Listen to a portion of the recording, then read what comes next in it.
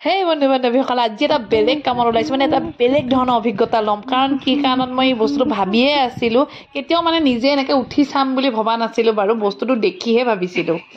এই যে বাইকখন যিখন বাইকে দেখিছে নহয় এই বাইকখন মই ভাবি আছিলোঁ যে এনেকুৱা বাইক এখন মানুহে কিয় কিনে মানে ইমান গধুৰ বোজা এটা লৈ থকাৰ নিচিনা মোৰ ফিল হৈছিলে মানে মই গধুৰ বুলি দূৰৰ পৰা চাই ভাবিছিলোঁ আৰু কেতিয়াও ভবা নাছিলোঁ মই যে এনেকুৱা বাইকত উঠিম মোৰ কোনো ধৰণৰ আশা নাছিলে এনেকুৱা বাইকত উঠা কিন্তু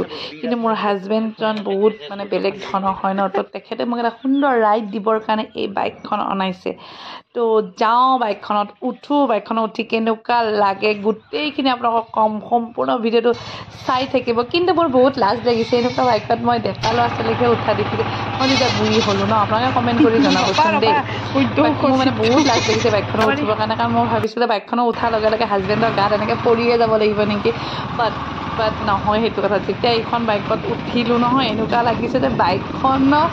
মানে অন্য বাইকতকৈ এইখন বাইকত উঠিবৰ কাৰণে সুবিধাহে মানে ধুনীয়াকৈ মানে এটা হেৰি হৈ যায় অন্য বাইকবিলাক অকণমান বুজিটো পাইছে আৰু বাকীখিনি নকলেও হ'ব